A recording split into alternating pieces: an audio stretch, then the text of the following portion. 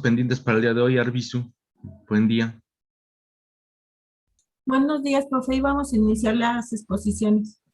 Perfecto, perfecto. ¿Qué norma te tocó, Yedra Muñoz? La 028 y la 029. Ah, eres del equipo número 2. Sí. Muy bien. ¿Qué nos cuentas tú,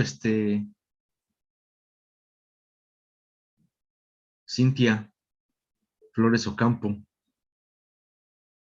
¿Ya lista? ¿Cuál te corresponde a ti?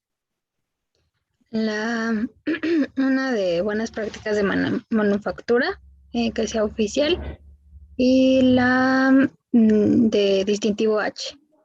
El famoso distintivo H, ícono de los nutriólogos, el distintivo H, el que manejan siempre en sus... Fíjense que ese debería ser básico, digo, estoy de acuerdo desde el punto de vista de cuando hacen sus pruebas ahí en el laboratorio de cocinita 1 y cocinita 2, se les olvida, trabajan sin cofia, sin cubrebocas, menos portan la puerta la tienen abierta, las ventanas también, entonces hacen una buena combinación de cepas de diferentes naturalezas y sus productos, aun cuando se ven agradables a la vista y tal vez al gusto, sí como que uno la piensa, al menos yo la pienso para degustar, porque dices, no, microbiológicamente también han de estar muy atractivos. Entonces es parte de lo que deben de poner en práctica, chicos, para que vayan reflejando la, este, la información que se les brinda. Ustedes tampoco han subido a las prácticas, ¿verdad? De culinarias, todo ese rollo, pero tendrán en ese momento la oportunidad, lo pueden practicar en casa. Esas buenas prácticas de manufactura se tienen que utilizar en todos los procesos que involucren alimentos, ¿de acuerdo? Entonces, si no hay más por el momento y nos vamos a ir cronometrando, ¿qué les parece si empezamos con las buenas prácticas de manufactura? Es decir, con el equipo número 9, que lo integra nuestra compañerita Beatriz Martínez, Guadalupe Tapia y obviamente Cintia Flores Ocampo. ¿Sale? Yo creo que sería buen principio. Les recuerdo cómo va a ser cuál es esta dinámica. Van a atacar los puntos, bueno, van a tocar los puntos que les mencioné. Obviamente pueden, si para ustedes es importante ampliar una información, lo pueden realizar. Sin embargo, aquí hay de dos. Va a ser un promedio de calificación en cuanto a esta exposición. Una es el promedio por equipo, como equipo cuánto obtuve, y otra en lo particular. ¿Sí me explico? La exposición de cada uno también tiene una puntuación distinta. Tal vez Cintia es así la que se lleva los 10 es porque estudió mucho y pues, tendrá una calificación diferente a la de Beatriz, por ejemplo. Aun cuando son del mismo equipo, pues, la participación individual sí es un parámetro a considerar, ¿de acuerdo? Entonces, pues vamos a... ¿Qué formato vas a elegir? ¿O qué eligieron? Presentación. Sale, listo, ya está habilitada su presentación.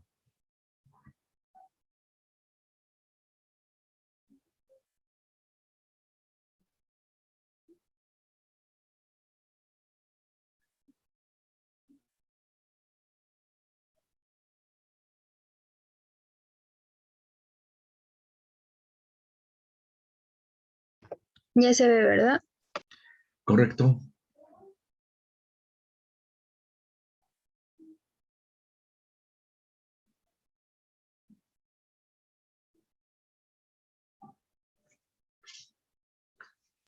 Ya llegó mi compañera María. Pues, de acuerdo a lo que yo tengo, ya están todos. A ver, que hable María Guadalupe.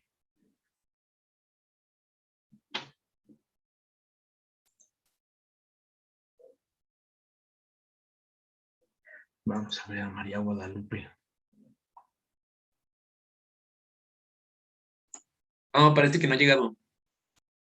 Híjole, es mala suerte para María Guadalupe. Qué mal plan. pues inicien. Obviamente, pues va desfasada. Si no llega, les avisó, chicos, antes que otra cosa, porque tampoco se trata de sancionar a nadie. Les avisó, no saben si tiene algún problema. Por eso les preguntaba si alguien tuvo algún percance para considerarlo. No saben, no les notificó Cintia o Beatriz si tuvo algún problema. No, estamos checando ahorita en donde estamos en Europa. Permítanos tantito. Ok, de acuerdo. De acuerdo. Y entonces, es importante, sí analizaron, digo, retomando, mientras contactan a María Guadalupe, sí analizaron esa situación o tenían idea de los aditivos que están permitidos para la tortilla, que es un producto nacional prácticamente, o pensaba, o tenían la idea de que era inocuo, libre de algún tipo de, bueno, inocuo debe de ser, pero que esté libre de algún tipo de aditivo. ¿Sí lo sabías, Mariana? Que se le adiciona colorante, que se le adiciona conservador. Sí, ya era un dicho conocido. ¿Ok? ¿Y qué sería lo importante ahí a considerar, Arvizu, desde tu punto de vista? Es bueno, obviamente los aditivos y de todo esto los colorantes, por ejemplo, o los conservadores, no los adiciona el tortillero prácticamente. ¿Dónde se adicionan? Los adicionan cuando hacen la harina para las tortillas. O sea, Bueno, tenemos esos molinos, por ejemplo, que son más seca, que se encargan de adicionar, digamos, los aditivos, así como las vitaminas o los nutrientes que se mencionan, y por eso se sugiere que en lo posible hagamos nuestro consumo de tortillas con maíz nixtamalizado, que es el que no pierde sus propiedades. Pero como esto no es posible, se pensó en la harina adicionada porque llega a un mayor número de personas, o sea, a más poblaciones que están más lejanas, aunque ahí yo difiero porque hay poblaciones que están más lejanas que siguen manteniendo su costumbre de hacer las tortillas con el maíz nixtamalizado y que para eso se agrega la calidra o la cal hidratada sí, para hacer ese proceso. Entonces, bueno, pues el fin era ese, que a más personas les llegaran los nutrientes por medio de la tortilla y el calcio sobre todo. sí. Sí, recuerden que uno de los problemas de salud pública que se vivían a nivel nacional era la alimentación, o es la alimentación de la población. De ahí que surge, desde 1960, me parece, surge el ICONSA, cuyo objetivo era proporcionar un producto lácteo enriquecido, fortificado, sobre todo que se distribuye en colonias populares o en zonas semiurbanas o rurales, tanto a nivel local, cuando me refiero a locales a la Ciudad de México, como a nivel estatal, en el interior, a fin de subsanar y mejorar la salud. Al igual, otro producto de mucho consumo y demandado por la población mexicana, pues es la tortilla, ¿no?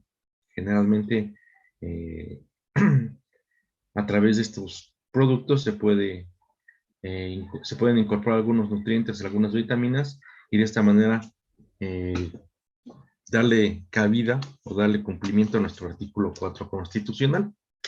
¿Qué nos dice el 4 constitucional, Mariana? Entre otras cosas. Mariana Pérez. ¿Qué nos dice nuestro artículo 4 constitucional?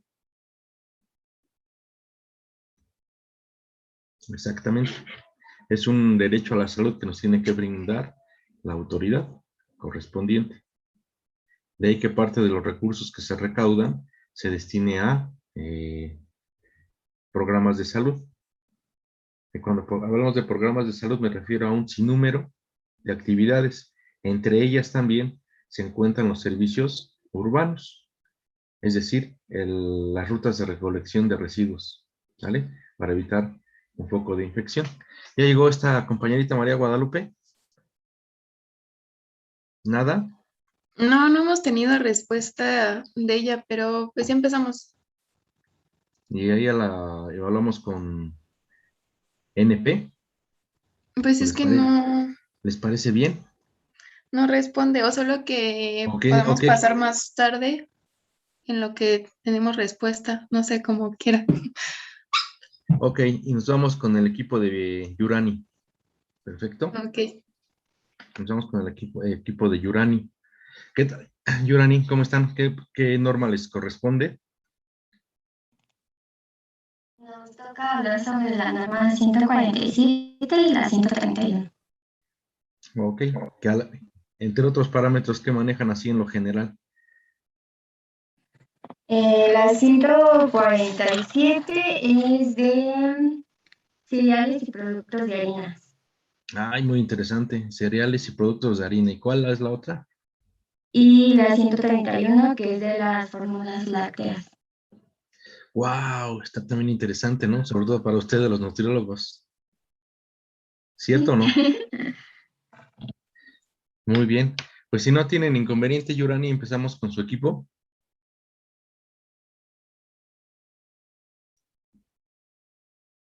Muy interesante. Fueron de los afortunados. ¿Ya se ve, profe? Sí, Ok.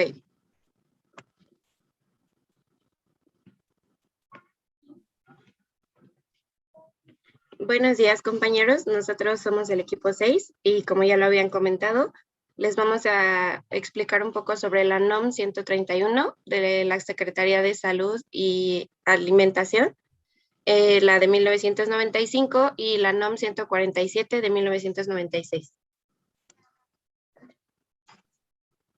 Comenzamos con la 131. En el título viene como bienes y servicios, alimentos para lactantes y niños de corta edad, disposiciones específicas sanitarias y nutrimentales. Bueno, también está el objetivo y campo de aplicación.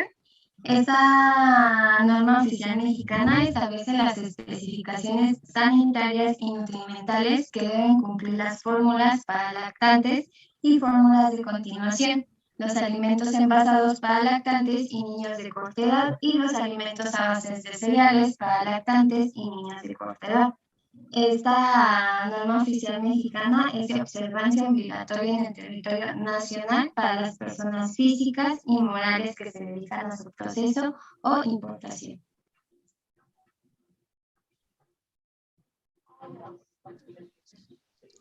En las disposiciones generales tenemos que las fórmulas para lactantes y fórmulas de continuación deben cumplir con el reglamento, también deben de estar sujetas a las disposiciones señaladas en el apéndice normativo A. Y los alimentos envasados para lactantes y niños de corta edad tienen las especificaciones de, por ejemplo, en el agua, se debe de utilizar agua potable. Los ingredientes siempre deben de estar limpios y ser inocuos. Los ingredientes que intervengan en la elaboración no deben tratarse con radiaciones. Y para el caso de los alimentos a base de cereales para lactantes y niños de corta edad, tiene especificaciones microbiológicas. Por ejemplo, en el cuadro podemos ver la especificación límite máximo, que habla de las bacterias. En mesofílicos o aerobios, debe de ser esa cantidad como máximo, 2500 UFC sobre gramo. En el caso de la Salmonella SPP, en 25 gramos siempre ausente. Coliformes totales, 20 NMP gramo sobre gramos. Para los aditivos permitidos en los lactantes, se permite solo dentro de los límites señalados y solo algunos, como es el caso de los antioxidantes y los saborizantes.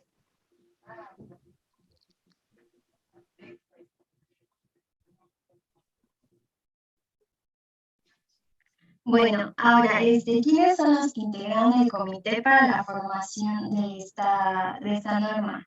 Entre ellos encontramos a la Secretaría de Salud, en donde sus representantes fueron la Dirección General de Calidad Sanitaria de Bienes y Servicios, la Dirección General de Salud Reproductiva, la Dirección General de Insumos para la Salud y el Laboratorio Nacional de Salud Pública. También encontramos al Instituto Nacional de Pediatría, al Instituto Nacional de Nutrición, Salvador Zubia, a la Secretaría de Comercio y Fomento Industrial, donde lo representó la Dirección General de Política de Comercio Interior, al Instituto de Seguridad y Servicios Sociales para los Trabajadores del Estado, el Instituto Politécnico Nacional, el cual representó el Centro Interdisciplinario de Ciencias de la Salud. También encontramos a la Procuraduría Federal del Consumidor, el cual lo representó la Dirección General de Investigación Tecnológica. También encontramos al Sistema Nacional para el Desarrollo Integral de la Familia, que es el DIF, a la Universidad Nacional Autónoma de México, el cual lo representó su Facultad de Química. También encontramos a la compañía de Nestlé, SADCB, a los laboratorios Columbia, a los productos Gerber y a las evaporadoras mexicanas.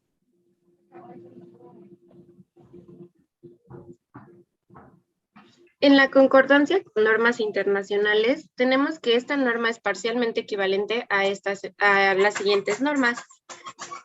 En la FAO-OMS de 1994, la norma del Códex para fórmula para lactantes. Tenemos también de FAO-OMS de 1994, la norma del Códex para alimentos envasados para lactantes y niños.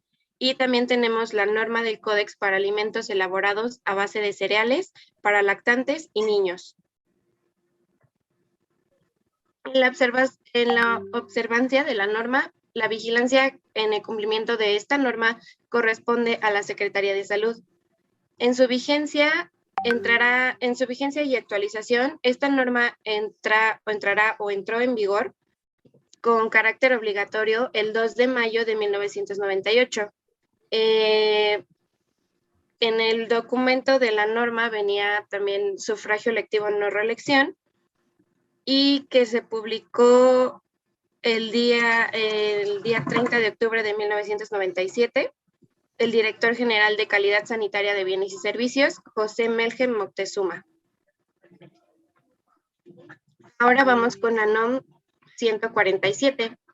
Esta es de bienes y servicios, cereales y sus productos, harinas de cereales, sémolas o semolinas o sus mezclas, productos de panificación, disposiciones y especificaciones sanitarias y nutrimentales.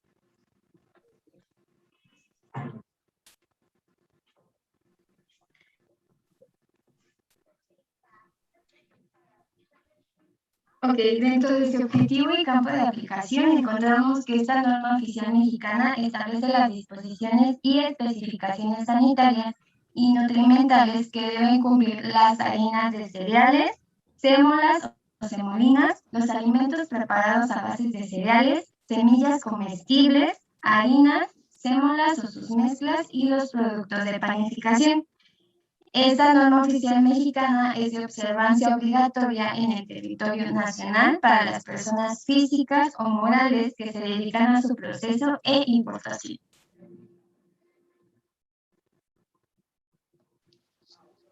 En las disposiciones generales encontramos las disposiciones sanitarias de harinas y cereales. Sus especificaciones se pide que los cereales se empleen como materia prima en la elaboración de los productos objetos de este apartado. Deben ajustarse a la siguiente disposición. El productor del grano, también el comercializador y la industria deben cuidar siempre toda la cadena que se maneje, desde el tratamiento de las semillas, el área donde se va a almacenar, el control de plagas, de los roedores, el niveles máximos de granel o de costales y el transporte para evitar contaminación. En cuanto a las disposiciones sanitarias de alimentos a bases de cereales como semillas, comestibles, harinas o sus mezclas, en esta se tiene que cuidar la materia, ya que debe de cumplir con unas especificaciones para la elaboración de los productos, como es el caso de los límites máximos de las micotoxinas. Estos se establecen en el reglamento y en la norma correspondiente en la NOM 000 SA1 de 1994. Los productos objetos de este apartado que hayan sido modificados en su composición deben sujetarse a lo establecido en el reglamento y en la norma 086 SSA1 1994.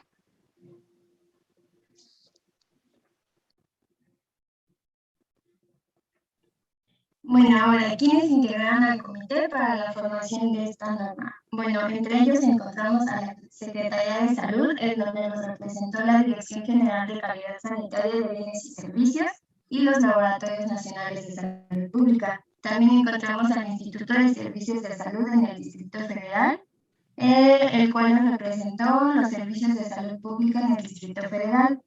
Encontramos a la Secretaría de Comercio y Fomento Industrial, el cual lo representó la Dirección General de Política de Comercio Interior.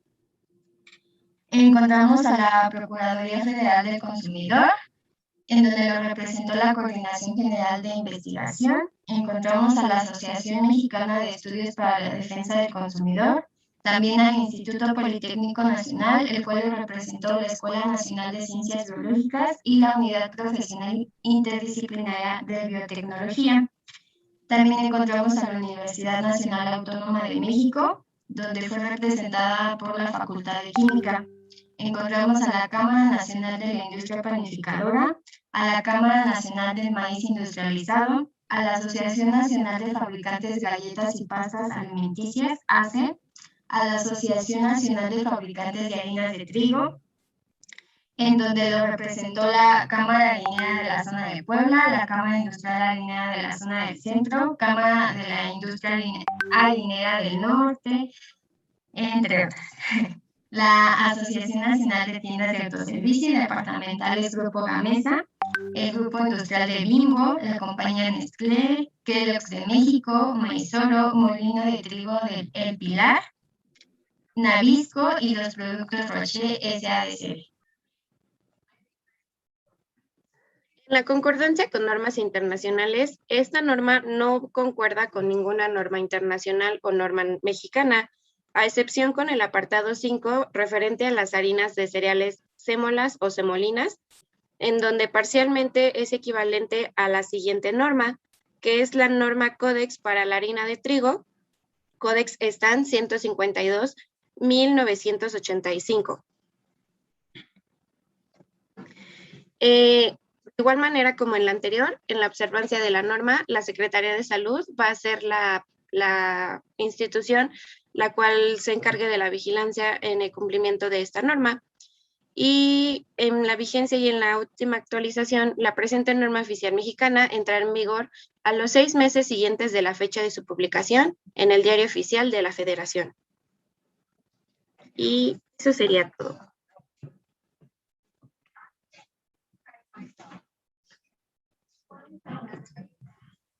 No se le escucha, maestro. Tiene su micrófono apagado, profe. Perdón, es de las normas que tenemos que seguir. Ok, entonces nos comentan que la 147 entró en vigor a los 6 meses después de la fecha de su publicación. ¿A qué año nos estamos refiriendo? ¿Cuál fue su última actualización o vigencia?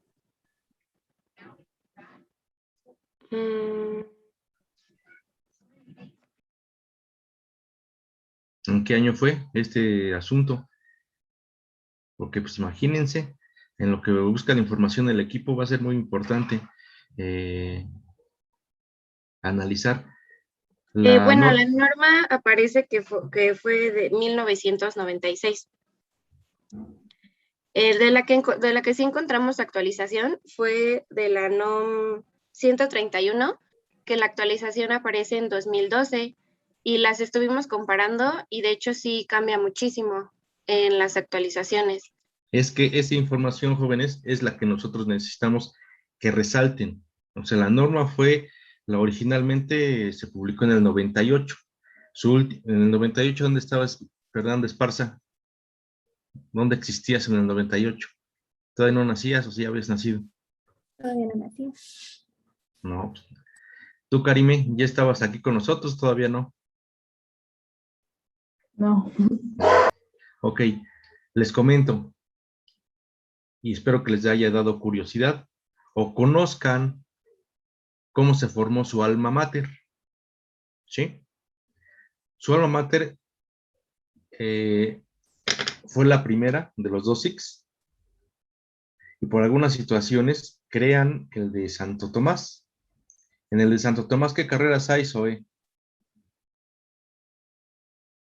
¿Qué carreras del SIX Unidad Santo Tomás tenemos? Está psicología, em, odontología, medicina creo que no hay, ¿o sí? No sé. Digo, ustedes deben de saber más que yo. No, no hay, porque casi a un ladito está la Superior de Medicina. Entonces, ¿por qué les hago esta pregunta? ¿Por querer evidenciar que desconocen? No. Simplemente vamos a analizar. La primera norma surgió o la publican en el 98. En el 98, al parecer, todavía estaban fusionadas, o era nada más un solo plantel. Posteriormente surge el SIX Santo Tomás, se crean algunas carreras, si no mal recuerdo es psicología, odontología y optometría, nada más. Corríjanme si me falta alguna. Y dices, ok, ¿y eso qué tiene que ver con nosotros? La última actualización fue en el 2012. ¿Dónde estabas en el 2012, Karime? Ya no tienen, bueno, no es tan reciente, no estamos a la vuelta de la esquina. ¿Cuántos años han pasado de ahí entonces? ¿11? ¿Aprox? ¿Sí? Nos dicen que es en el 2012, más 8, 2020. Es como 9, van a cumplir 10 años. ¿Dónde estabas en el 2012, Karime? ¿Ya estabas en la primaria? Creo que sí, ¿no? En la secundaria. En sexto, creo. Estabas en sexto. Y dense cuenta que aún siendo relativamente reciente, ya tiene una buena cantidad de años que no se ha actualizado. Ahora bien, nos manejan y no podemos dar por hecho situaciones que no nos consten a ciencia cierta. Estamos hablando de 2012. De la escuela que ustedes conocen, bueno, relativamente que lo que conocen del SIX, ¿qué esperarían? ¿Quién pudo haber participado en la elaboración de esa norma? ¿Enfermería? Pues sí lo puede hacer. Digo, está dentro de su perfil. Trabajo social, nutrición, medicina. ¿Quiénes se les ocurría que pudo haber participado? ¿Quién se te ocurre eso hoy? Pues los de nutrición, ¿no? No lo podemos asegurar. Pudiera ser, pero ¿por qué no medicina? ¿O por qué no enfermería? Entonces aquí tendríamos que analizar quién formó parte de este comité. ¿Yo qué haría? Investigar quién formó parte del comité y en su momento, pues, que me dé sus experiencias, que me las platique o me las pueda compartir. ¿Desde qué punto ustedes pueden incidir? Pues en muchas situaciones, jóvenes, porque están dentro del perfil, conocen, y si quieren profundizar, pues obviamente con un docente que haya participado se deben reunir, ¿sí me explico? Si es de su interés. Si no, pues es eso. Ahora, dentro de esta situación, nosotros estamos abordando normas muy específicas en el área de los alimentos. No implica que hay otras escuelas superiores del Politécnico que no incidan, sí, pero en diferentes ramas. Yo imagino que muchas normas que corresponden a aspectos de procesos químicos, participó ESIQUIE, ESIME, UPITA, que es de los que ahorita encabezan la lista de incidencia a nivel industrial, incluso la Superior de Economía. Entonces vayan viendo, vayan analizando cuál es la fecha de publicación para poder incidir o considerar, sabes que esta norma ya está muy obsoleta, quizás le falte una actualización. Ustedes bien lo manejan. Entre otros ámbitos, ¿cuál es la diferencia, compañeritas, de la versión 98 y la versión 2012? ¿En qué cambia fundamentalmente? Yurani, Adriana o Renata? Pues principalmente, perdón, Pame. No, ok. Pues es que, bueno, principalmente o para empezar cambia en el nombre. Porque, por ejemplo, la de 1995, el título es Bienes y Servicios Alimentarios para Lactantes y Niños de Corta Edad, Disposiciones y Especificaciones Sanitarias y Nutrimentales.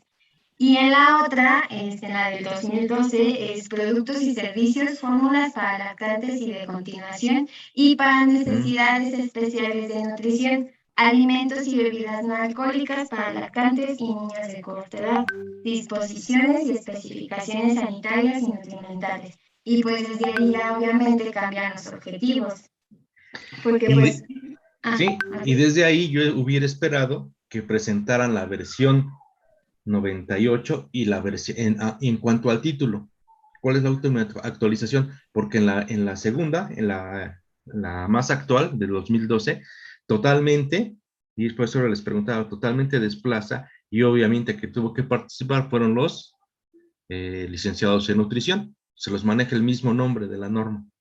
Aunque no lo podemos dar por hecho, pero sí nos da una posibilidad muy alta de que hayan sido los nutriólogos. Y en este caso, ¿quién fue? No lo sé. Honestamente, Se le yo no fue sé. la escuela de dietética y nutrición del ISSSTE, porque de hecho en el Instituto Politécnico Nacional solamente aparece la Escuela Nacional de Ciencias Biológicas. ¿En la de lactantes? Sí, o sea que también, por ejemplo, también cambia en la Secretaría de Salud, como sus representantes aparece la Comisión Federal para la Protección contra Riesgos Sanitarios, el Centro Nacional de Equidad de Género y Salud Reproductiva, el Instituto Nacional de Ciencias Médicas y Nutrición Salvador Subirán, el Instituto Nacional de Pediatría y el Instituto Nacional de Perinatología. Y en en las otras normas, incluso en la versión viejita, lo que es el Instituto Nacional de Ciencias Médicas, el de Pediatría y el de Perinatología, aparecen como independientes de la Secretaría de Salud. Es que esa información es muy, muy interesante. Cómo van cambiando. Y sí, se actualizan de manera importante. Yo Igual, participé. por ejemplo, perdón, profe. No, sí, continúa. Igual, por ejemplo, en la otra teníamos que en Nestlé México, la empresa Wheat, Mead Johnson, y incluso también aquí ponen a Danone, lo ponen como la Cámara Nacional de Industriales de la Leche, Canilec, y ahí también los incluyen como que esa asociación mandó a esas empresas a participar. ¿Y por qué creen que las hayan mandado? ¿Por qué esas empresas se interesan en participar en la norma, en conocerla? Pues porque normalmente ellos son los que fabrican ese tipo de alimentos. Es su negocio. No pueden quedar fuera de. Por eso es importante que participen, para que se establezcan las reglas del juego, en la que todos tienen que formar parte. Y es importante que chequen la última actualización. Yo espero que mencionen los demás cuál es la última actualización, en qué cambia por lo siguiente. Yo participé en 2011 en una norma, y si vemos ahorita la norma, ya está modificada, tuvo sus bases, tuvo su esencia, y obviamente ahorita es muy, muy específica, es mucho más completa porque se está desarrollando información actualizada. ¿Sí me explico? Pero en un principio era para subsanar alguna problemática. La de lactantes también es muy interesante, sobre todo porque ya se involucran que el proceso después de la lactación y todo este rollo, que en un principio no existía. Entonces, sí es importante qué papel juega la lactancia, Mariana Castañeda, en tu formación, o más bien, cómo la utilizas la información de la lactancia en tu formación como nutriólogo y cómo repercute en la salud de la población. ¿Será importante, no será importante, es de moda o no? ¿O qué ventajas tiene o desventajas con respecto a una fórmula? Para empezar, pues sí es importante porque es el primer alimento que pues la población ingiere. Es muy completa a comparación con las fórmulas que pues normalmente no tienen todos los nutrimentos o no aportan la misma cantidad de nutrimentos que la leche materna. ¿Qué otra cosa aporta la leche materna? Aparte de nutrimentos. Bueno, entre sus beneficios está que genera ay, ¿cómo se decía? Un acercamiento de la madre con el hijo. em, eh, eh, eh, Ayúdale, Vélez, porque está así como que... se me olvidó. Perdón, ¿me puede repetir la pregunta de qué aporta la leche materna? Sí, Aparte de los nutrientes, pues las inmunoglobulinas, ¿no? Que es importante para el sistema inmune y que y que los sucedáneos no lo pueden aportar hasta ahorita. exactamente, exactamente. Entonces, es importante, no sé si ya les dieron esa UA ahí en la escuela o la van a llevar. ¿Ya la llevaron? ¿No? Quien les da este rollo de la lactancia generalmente es la maestra Susli, muy buena compañerita. Pero bueno, entonces vayan viendo cómo se va actualizando, sobre todo los que hicieron mención ahorita de la norma. Dices, ok, no me voy a quedar con la idea y es importante porque se los voy a preguntar. De todo lo que estamos hablando, estoy sacando preguntas. Es importante mencionar cuál fue la última actualización, la del 95 o la del 2012 en cuanto a la 131, que son fórmulas lácteas. ¿Sí me explico?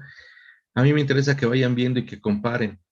Esta norma surgió en este año, pero su última actualización fue, no sé, hace 5 años, 10 años, para que conozcamos. ¿Ustedes creen que sea necesario hacer una?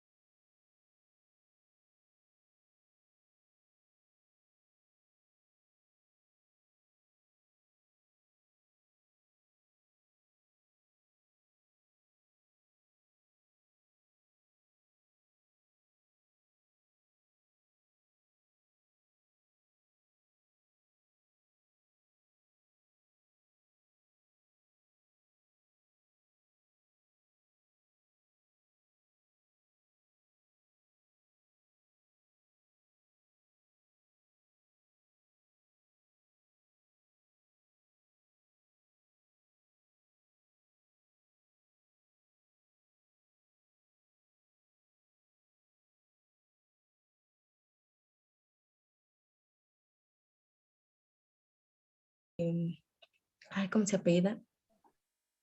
Es un apellido italiano que se llama Anabel del Instituto de Nutrición.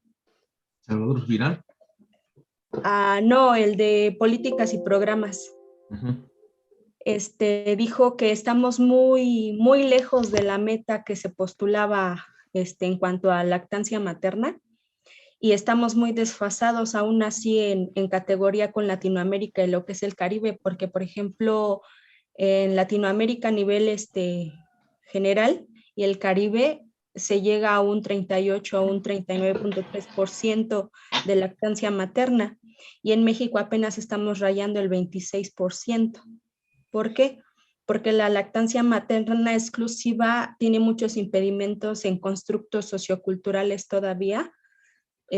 De hecho, se le impiden muchas situaciones a las mamás todavía en trabajos o en áreas públicas para la cuestión de darle el pecho a sus hijos. Las malas prácticas de que ni siquiera se tiene un cuarto o una instalación adecuada para que la madre en su trabajo pueda darle de lactar a su hijo y muchas recurren a irse a los sanitarios cuando eso pues no es nada higiénico. sano. Ajá. Sí. Entonces son muchas cuestiones y esta doctora refiere que muchas de las instituciones no respetan el Códex Internacional. De hecho, prácticamente se lo pasan por donde se les da la gana, porque realmente hay muchos intereses de por medio y hay muchas situaciones de conflictos políticos y con empresas transnacionales, porque las fórmulas se supone que solo están requisitadas para casos específicos. No es una cosa que te puedas comer como un chicle a cada ratito, y aún así un chicle pues tiene repercusiones a tu salud si no sabes cómo consumirlo. Entonces, por ejemplo, muchas mamás con toda la publicidad, se supone que esa publicidad de las fórmulas está prohibida por todos los medios. La fórmula únicamente se debería de dar a los casos específicos de bebés que sí la requieren por ciertas carencias, tanto en la mamá como en ellos mismos. Y no, las fórmulas se venden a diestra y siniestra y la publicidad está en todos lados. Ok. Entonces, hay mucha negligencia todavía. Eso que mencionas, lo que menciona Ivonne, compañeritos, es muy, muy importante, bastante importante. De hecho, fue uno de los parteaguas lo tengo que decir abiertamente, la educación en México está por la calle de la amargura. Los programas estúpidos que manejan en la televisión abierta, porque la mayoría son programas estúpidos, emboban a la población y les hacen ver, y se pagó, porque por eso una reversión ahorita, una reconversión, porque antes estábamos peor. ¿Qué sucede? Que la situación económica y las empresas empoderadas, económicamente, sobre todo Nestlé y diversas, estuvieron incidiendo mucho con la norma. ¿Para qué? Para que se vendiera la idea de que el complemento adecuado para un niño era completarlo con una fórmula láctea, cuando ustedes saben que no es así. Efectivamente, las fórmulas se aplican para niños con cierto déficit o para madres que no pueden producir la cantidad necesaria para alimentar al bebé, entonces tienen que complementarlo y tiene que ser compatible, pero no es algo que tenga que ser forzoso o incorporarse en la alimentación del chiquillo. Sin embargo, vean toda una estrategia, se empezó a hacer uso de aspectos sociales que era una falta de respeto, que moralmente no se debe de aceptar, ¿sí? Que una madre esté amamantando a su pecho en el transporte público o en donde se encuentre. Ustedes saben mejor que yo que los niños tienen que estar tomando alimento conforme lo requieren. No les podemos estar dando un horario establecido. ¿Qué se notó a mediano plazo? Que todas estas personas que fueron alimentadas con fórmula láctea presentan algunos desequilibrios en cuanto a aspectos psicológicos. ¿Sí me explico? Son niños muy distantes, son niños muy distraídos, son niños muy agresivos, porque no tienen ese apego durante las primeras fases de su existencia. No existe esa comunión. Entonces, aparte de esa situación, se observa que tienen un déficit inmunológico muy interesante, porque no adquirieron esas defensas cuando eran pequeños. Entonces ya se dan cuenta y quieren revertir, pero a esas alturas, obviamente los industriales, los productores de fórmulas, pues no lo van a aceptar. Digo, es una ganancia muy jugosa. ¿En cuánto está el botecito de, qué son? 800 gramos, 500 gramos. Algunos rebasan los 300 pesos, ¿cierto o no? Y además se incorporó, dense cuenta, se incorporó a las entidades públicas de gobierno. Ahora tengas o no tengas o puedas producir leche como madre, te dan tu dotación de NAN. Dale su dotación de NAN. Y dices, oh, qué buena onda, me lo están regalando. No, hay una situación así medio especial con las productoras de leche, ¿sí? Con las empresas, a eso a lo que me refiero. ¿Por qué? Porque les van a consumir producto. Lo necesite la madre o no, yo te voy a seguir comprando para proporcionárselos a ellas. Cuando realmente se tendría que hacer un análisis exhaustivo, ¿lo requiere o no lo requiere? A eso vamos a asociarle, que empezaron a publicitar o invadir los medios y mucha gente, a lo mejor ustedes conocen, que las madres, yo no le voy a dar pecho porque se me deforma el seno. Es que no, porque se me van a formar, se me van a caer. Y esa situación fue la que les vendieron, la aceptaron y se pagaron las consecuencias. Ante esa situación, ¿quiénes pueden defender con hechos y bases bien consolidadas que la alimentación a base de lactancia materna es mejor? ¿Quién lo va a defender ante un consejo cuando se vaya a reformular, cuando se vaya a hacer la revisión de esta norma, cuando se vuelve a formar el comité? ¿Quién tendría que defender esa postura? ¿Nestlé? Pues cualquier profesional de la salud que sea íntegro, ¿no? Porque yo conozco bastantes pediatras, por ejemplo, en mi caso yo tenía un pediatra cuando era chico que sí nos recomendaba como que las fórmulas, ¿no? Y muchos pediatras se venden pues porque les mandan su viajecito a su congreso en Cancún o cosas así. Así que yo pienso que los que deben de defender más la lactancia deberían ser los médicos y nutriólogos y enfermeras obstetras, que no caigan en eso de porque me pagan o porque una marca viene y me patrocina, yo les promuevo el producto, ¿no? Es como ser un poco más íntegros en nuestra profesión. Y como usted menciona, hay madres que ya no, que no pueden lactar o que tienen alguna enfermedad de transmisión por vía de lactancia, como por ejemplo el VIH en ciertas situaciones, pero también en otros países ya se está estimulando la donación de la lactancia, como en Brasil, en la cual madres que producen bastante leche la sacan con un extractor de leche que venden en las farmacias y lo donan a los hospitales para evitar todo este tipo de cosas, de mejorar la salud del niño con leche materna, aunque sea donada.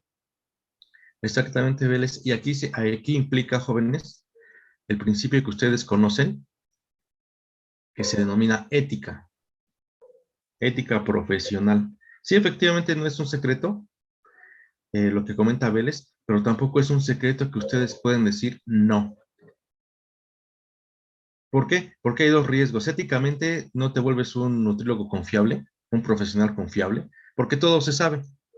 Aquí no hay nada de que, se va a ocultar que Vélez recibió un viaje y no. La misma industria se comunica, ¿sabes qué? Que vamos a buscar que Vélez siempre participe porque Vélez es accesible. ¿Sí me explico? Y nos va a dar el aval. Sin embargo, yo les puedo asegurar que sí se puede decir no. Y te pagan viajes, ¿eh? Y te pagan muchas cosas y no te compromete. Digo, a mí me llevaban a comer a restaurantes que dices, en la vida he entrado este rollo. Y al final de cuentas, pues no, yo nunca te dije que me invitaras. Yo te acepté por educación una invitación, por eso no compromete, porque va mi prestigio y mi cédula de por medio. Y pues no, digo, te equivocaste. Entonces, sí hay forma de revertir toda esta situación, pero deben contar con lo que se denomina ética profesional. Maestro. Sí. De hecho, sí hay documentación libre de conflicto de intereses y aparecen estudios de adolescentes entre 15 y 20 años que se les fue haciendo un recorrido desde el uso de la NAN etapa 1, desde la etapa de recién nacidos.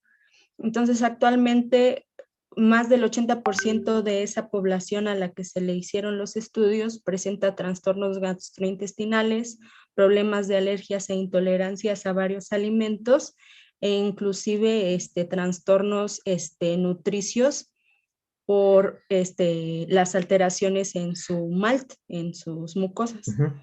Entonces, esa es una parte. Y ahora la otra, ¿no? Si permitimos que una fórmula aparentemente que es buena para ciertos casos específicos nos produce este tipo de situaciones, la gente, profesor, que le da las fórmulas de suplementación de Herbalife, Omnilife y todas esas cosas a un recién nacido.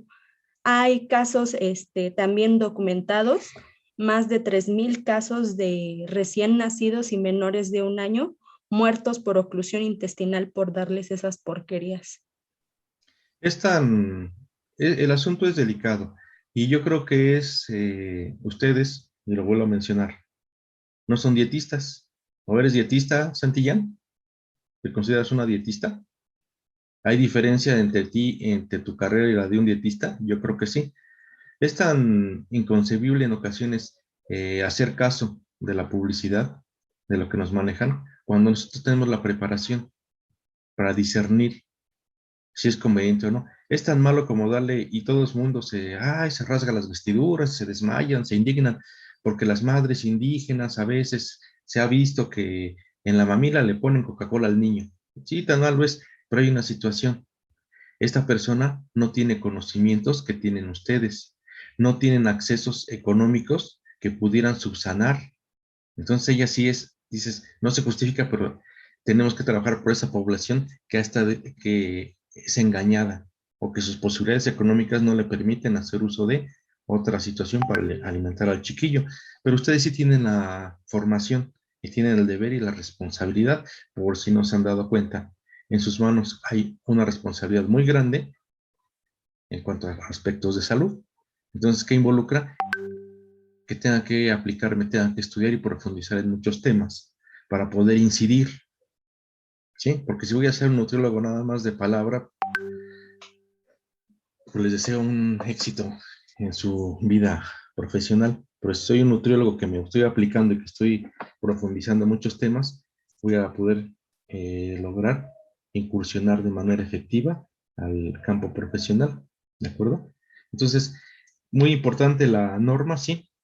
Digo, yo desconocía que esta última actualización no aparece ya el SIX, el 2012.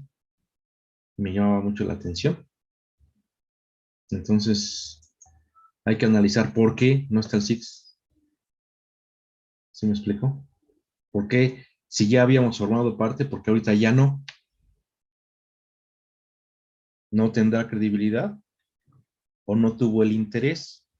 Probablemente. ¿O no se enteró?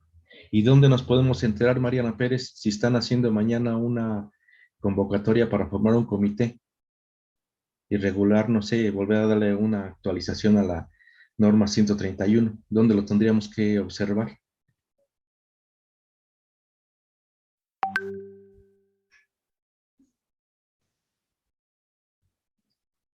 ¿Dónde lo vamos a checar? En el diario oficial de la Federación. Exactamente. Y aun cuando ustedes no tienen la obligación de checarlo diariamente, ¿quién sí tiene la obligación de checarlo diariamente? Todas las dependencias gubernamentales, públicas y privadas. ¿Sí me explico? Yo trabajé en iniciativa privada y diario teníamos que darle una leída al diario oficial para ver si no había publicado un asunto que nos pudiera afectar o beneficiar. Y de ahí se comparte la información. Es como, por ejemplo, ¿quién de ustedes, los que fueron a vocacionales, conoce las revistas de la Gaceta? ¿O se interesó por darle una ojeada a las revistas de la Gaceta Politécnica? Ninguno. Yo. Aparte de Ivonne, ¿quién? También están buenas las de Conversos, maestro. Muy, muy puntuales. ¿Quién conoce la revista de la Gaceta Politécnica? La información ahí está. Entonces, ¿qué implica esto? Que se va rezagando y se van quedando al margen ustedes mismos. No leen. Digo, tuvo su participación importante en su momento el SIX Unidad Milpalta. ¿Sí? ¿La tiene ahorita? No. ¿Y de quién depende? ¿De mí? Depende de ustedes y de las autoridades. ¿Sí me explico? Digo, porque sí, honestamente, yo no me meto a buscar participar en normas que no son de mi perfil. Sería una irresponsabilidad. Conozco del tema, sí, pero no soy un profesionista en la salud como lo son ustedes. Mi rama es diferente. Entonces, ¿a dónde me apego yo más? O sea, biológicas. Y eso les sigue dando un lugar a la escuela. Entonces, es importante que ustedes ya vayan interesándose en, bueno, ¿qué podemos aportar como nutriólogos? Tengo la confianza en la formación, sí, adelante. Y si no la tienen, pues me voy a hacer equipo con un maestro que tenga una experiencia más vasta en el tema para que podamos aprender. ¿De acuerdo? Pero muy bien, muy interesante. Entonces nos quedamos con la última actualización en el 2012. ¿De acuerdo, Yurani? De esta norma de La 131, ¿correcto? Sí, profe. Y la otra fue, ¿en qué año me habías dicho? En el 90. Y vamos a En ponerle el 95. 95. 95, vamos a ponerle 96, porque así lo tienes aquí. Porque fue 6 meses después, no sabemos en qué época del año. ¿De acuerdo? Muy bien, Yurani. ¿Comentarios, compañeritos, al respecto? Todo interesante. Ya mencionamos lo más importante, que es la lactancia o no Arbizu. No es una etapa fundamental. Muy bien. Entonces, ¿qué les parece si nos vamos ahora con Ortega Galindo, Valeria y Mariana Elizabeth? Sí, profe, permítame tantito. Sí.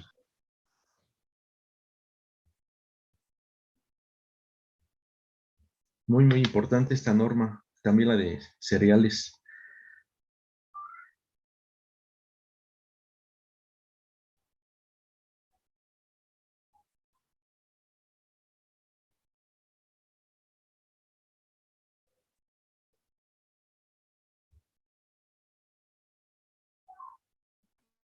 Ya se ve, ¿verdad?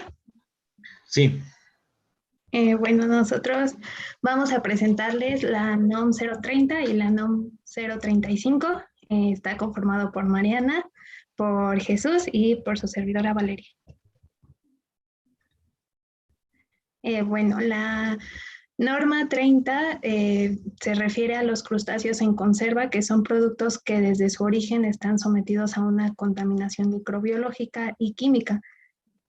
Bueno, gracias a esto y al consumo de nosotros, pues se pueden tener enfermedades transmitidas por los alimentos, y por ello esta norma busca regular estos productos desde el punto de vista sanitarios para pues prevenir que el consumidor tenga este tipo de enfermedades.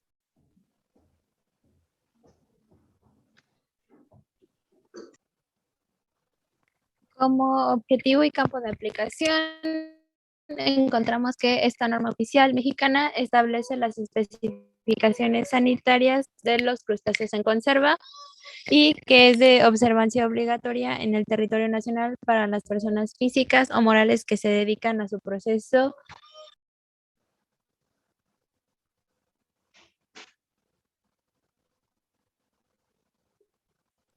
Algunas de las disposiciones, los productos enlatados que se toman en cuenta en esta norma no deben exhibir defectos como brincadora, que es cuando la tapa como que brinca o se mueve cuando la lata choca con otro objeto. Abombamiento duro o suave. En el caso del abombamiento duro es cuando presenta como si estuviera inflada la lata y al tacto no se, pues sí, se siente dura. Caso contrario al suave, que al tocarlo como que se hunde. Y el resorte, que es cuando la tapa de la lata también presenta abombamientos.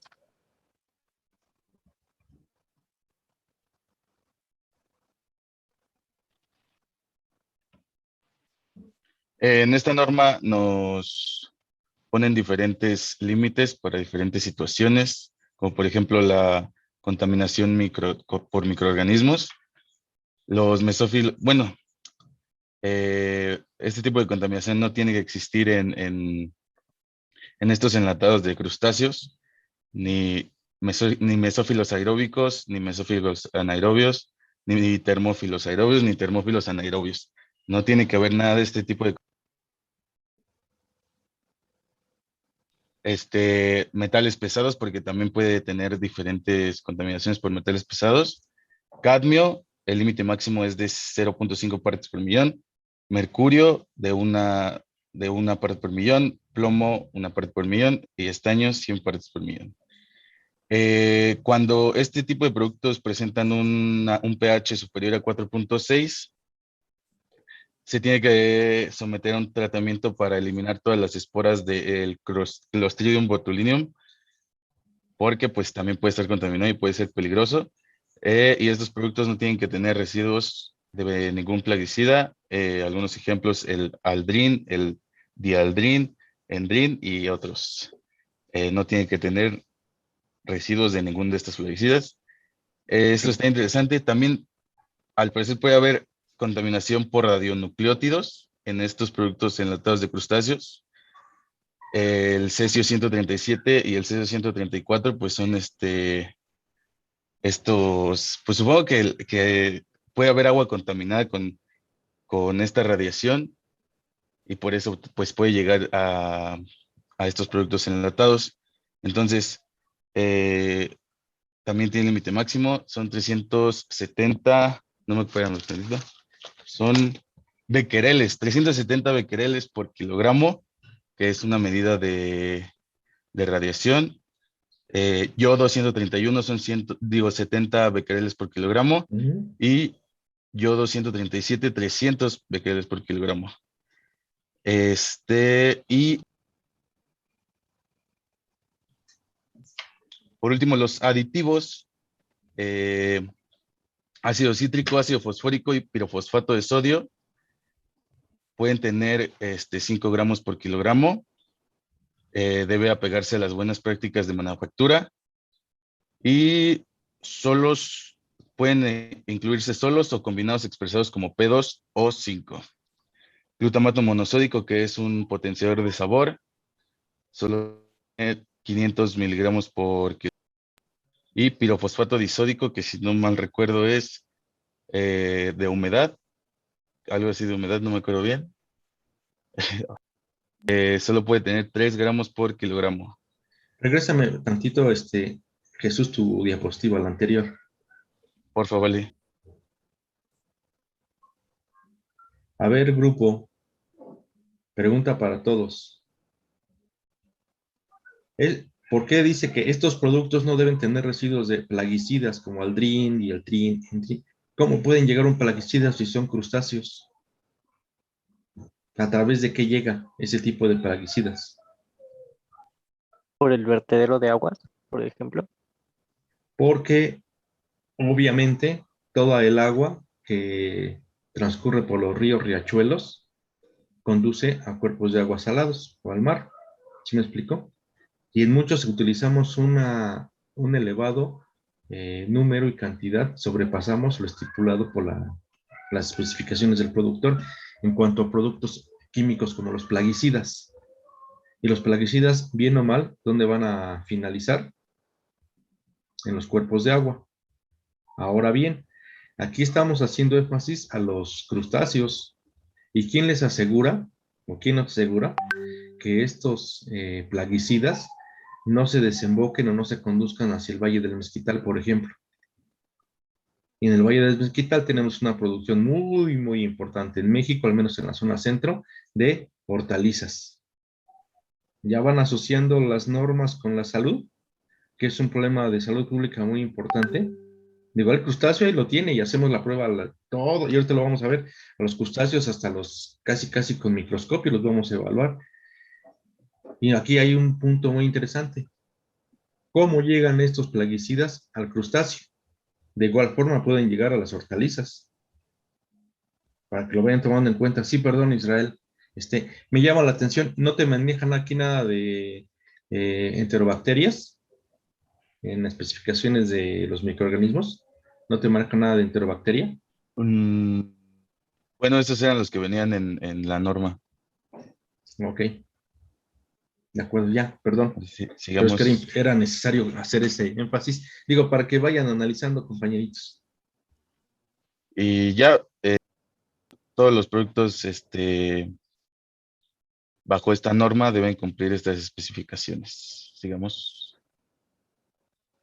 Bueno, los integrantes que participaron en la elaboración de esta norma, pues fue la Secretaría de Salud, la Dirección General de Control Sanitario de Bienes y Servicios, la Dirección General de Salud Ambiental, el Laboratorio Nacional de Salud Pública, la Secretaría de Pesca, la Dirección General de Promoción Pesquera, el Instituto Nacional de la Pesca, la Universidad Nacional Autónoma de México, de ella misma la Facultad de Medicina, Veterinaria y Zootecnia, y el Instituto de Ciencias del Mar, Limnología y la Cámara Nacional de la Industria Pesquera. Bueno, con concordancia con otras normas internacionales. Bueno, esta norma no tiene concordancia con ninguna norma internacional. Y bueno, esta norma, su vigencia y vigilancia es el 24 de marzo de 1994, se publica en el Diario Oficial de la Federación el proyecto de esta norma, estableciendo 90 días naturales para presentar comentarios ante el Comité Consultivo Nacional de Normalización de Regulación y Fomento Sanitario. La presente norma entrará en vigor con su carácter obligatorio a los 30 días siguientes a partir de su publicación en el Diario Oficial, y la vigilancia del cumplimiento de esta norma corresponde a la Secretaría de Salud. Bueno, ahora de la norma 035, pues tiene que ver con quesos de suero, que esta norma oficial mexicana establece las especificaciones sanitarias de los quesos de suero. Es de observancia obligatoria del territorio nacional para las personas físicas o morales que se dedican a su proceso de importación. Y bueno, los quesos de suero pues son productos elaborados con suero resultante de la elaboración de quesos, adicionados o no de otros ingredientes como aditivos alimentarios. Los quesos objeto de esta norma se clasifican en requesón, ricota y ricotón.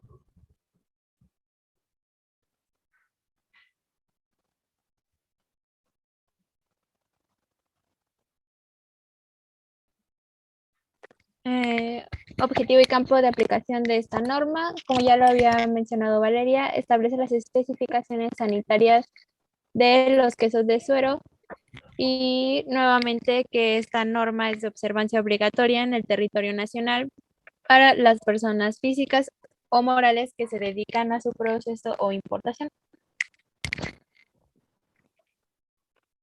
En disposiciones. Los productos objetos de esta norma deben ajustarse a las siguientes disposiciones. La leche de vaca, cabra o sus mezclas deben estar libres de toda sustancia ajena a su composición. La leche de vaca, cabra o sus mezclas deben pasteurizarse de la siguiente manera. Dicha leche se someterá a una temperatura de 62.5 grados Celsius o 335.5 grados Kelvin, sosteniéndola por un periodo mínimo de 30 minutos, que viene siendo una pasteurización lenta, o someterla a una temperatura de 72.2 grados Celsius o 345.2 grados Kelvin por un periodo mínimo de 15 segundos, que es una pasteurización rápida. O también someterla a otra relación de tiempo y temperatura cuyo efecto sea equivalente.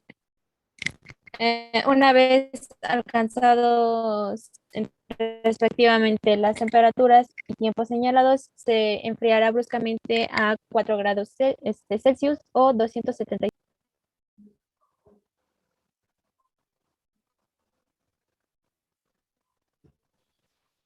Igualmente, en esta norma pues te marca diferentes límites, pero primero que nada dice que esta norma exige que para que puedan satisfacerse las especificaciones se deben usar materias primas e ingredientes de buena calidad y que se fabriquen y comercialicen en locales e instalaciones bajo condiciones higiénicas que cumplan las disposiciones que establece la Ley General de Salud y demás ordenamientos. La siguiente, porfa.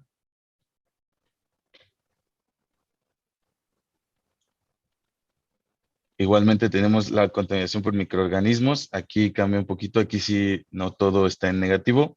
Microorganismos coliformes totales. El límite máximo es de 100 unidades formadas de colonias por gramo. Staphylococcus aureus. El límite máximo es de 1000 unidades formadas de colonia por gramos. Hongos y levaduras, 500 unidades formadas de colonias por gramos. Salmonella, Shigella y Vibrio cholerae, pues tiene que estar negativo, pero dice en 25 gramos. Y en 50 gramos el Vibrio cholerae. En metales pesados, nada más tenemos el arsénico y el plomo, con límites máximos de 0.2 partes por millón y 0.5 partes por millón. Pues arsénico y plomo son unos metales peligrosos. En 50 gramos de muestra no debe haber más de 25 fragmentos de insecto o más de un pelo de roedor y ninguna otra materia extraña objetable. Estos productos no deben de tener residuos de contaminantes como plaguicidas, bactericidas, metales pesados o cualquier otra sustancia tóxica. La que sigue. Encontramos el cloruro de calcio, puede tener 0.2. Puede ser un 0.2% máximo cloruro de calcio. Cultivo de bacterias lácticas, mesófilos y termófilos. Esto se acata a las más prácticas de manufactura, igual que los ácidos lácticos, acético, cítrico y fosfórico.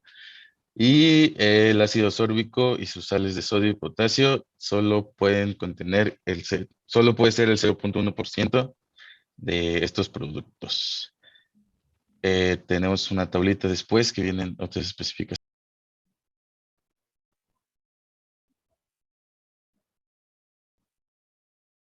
Ya.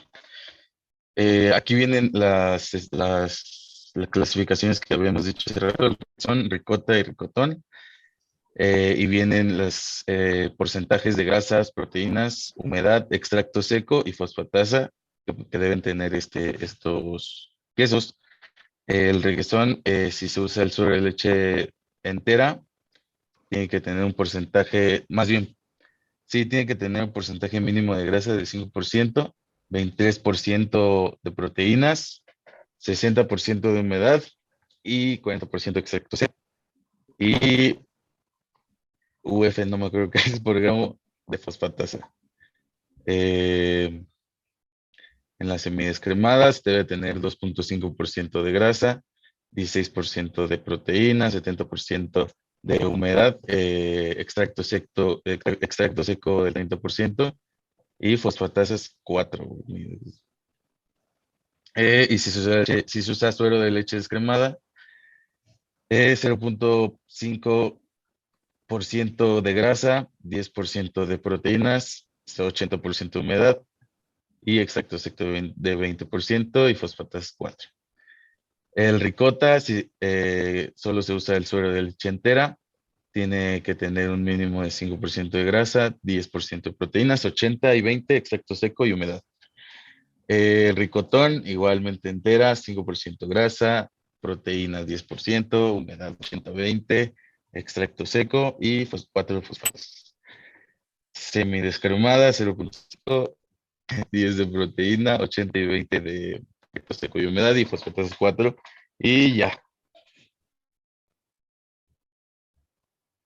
Bueno, igual los integrantes que participaron en la elaboración de esta norma fue la Secretaría de Salud, la Dirección General de Control Sanitario de Bienes y Servicios, la Secretaría de Agricultura y Recursos Hidráulicos, la Dirección General de Desarrollo Pecuario, la Dirección General de Estudios del Sector Agropecuario y Forestal, la Universidad Autónoma de México, que bueno, participa en la Facultad de Química, y la leche industrializada Conasupo S.A.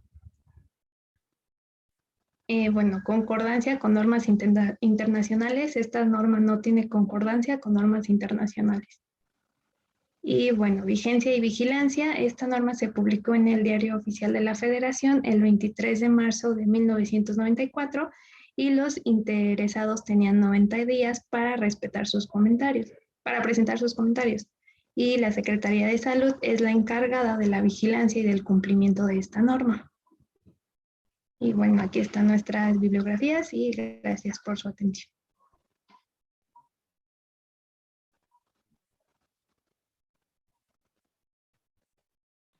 El micrófono, profe. Perdón. Israel, tiene razón.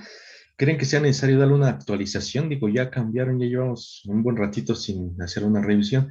Y aquí lo que me llama la atención es lo siguiente, sobre todo en la de, no menos importante, pero sí me llama la atención en la de los crustáceos, porque nos manejan que también hay un límite permisible máximo, sobre todo de mercurio. Y recordemos que son contaminantes que están presentes en muchos cuerpos de agua. Algo que ya es también para llamar la atención es la cantidad de plaguicidas que se están utilizando. ¿Ustedes creen que en el requesón no puede haber plaguicidas? Claro que sí. ¿De qué se alimentan las vacas principalmente cuando están con libre pastoreo? ¿Y cuántas veces se adiciona plaguicidas a diestra y siniestra? Entonces, de esa manera, estamos nosotros provocando, entre otras cosas, y ahora sí, tenemos un poco más de información. No sé si yo les llegué a comentar en su momento, cuando llevamos alguna otra unidad de aprendizaje. Y no es alarmarse, no es alarmarse. De hecho, que se fomente mucho la producción de alimentos, quizás orgánicos, en pequeña producción, que en casa sí podemos tener.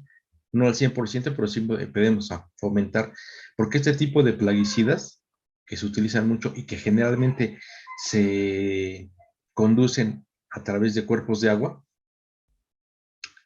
finalmente van a formar parte de nuestra alimentación a través de las hortalizas. De ahí que cada vez necesitamos dosis más fuertes de antibióticos, porque también como hay organofosforados, también puede haber antibióticos, ¿sí? Necesitamos dosis cada vez más elevadas, lo cual va a deteriorar nuestros órganos. Y muchas enfermedades surgen no por contaminación atmosférica, que quede claro, y aquí lo estamos viendo. Hay que enlazar nada más los sistemas de producción. Entonces, eso es muy importante. De ahí que se desarrollen muchos tipos de cáncer. Precisamente por la alimentación que llevamos, jóvenes, no tanto por la atmósfera, también influye, pero más lo que consumimos. ¿De acuerdo? Entonces, imagínense si nuestro sistema inmunológico va a tener, va a estar en cantidad suficiente para controlar todo este tipo de contaminantes, controlar aparte los radicales libres que respiramos diariamente. Está complejo el asunto, es para preocuparse, pero entonces vamos a entender el origen. ¿Ustedes creen que si se cumpliera cabalmente las buenas prácticas agrícolas o de manufactura, tendrían muchas enfermedades? No, se cumplirán a la par. Vean nada más, por eso es el objetivo de que analicemos cuáles son las disposiciones, cuáles son la cantidad de microorganismos. Porque es ok, puede decir Mariana, pues está bien padre, ¿no? Tiene mercurio ¿y qué tiene que ver? Ah, pues hay que ver los sistemas de producción, cómo llegó el mercurio y sus cuerpos de agua, cómo llegaron esos organofosforados al agua o esos plaguicidas. Y los crustáceos porque pues los consumimos. Y quien riega hortalizas con esas aguas residuales, ya se dieron cuenta que muchas veces consumir productos del mar ya no es tan sano. ¿De acuerdo? Comentario.